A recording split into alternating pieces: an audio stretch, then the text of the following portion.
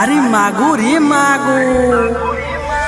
आज है बती गेहूं में अरे डाल ले हरनवा है हो में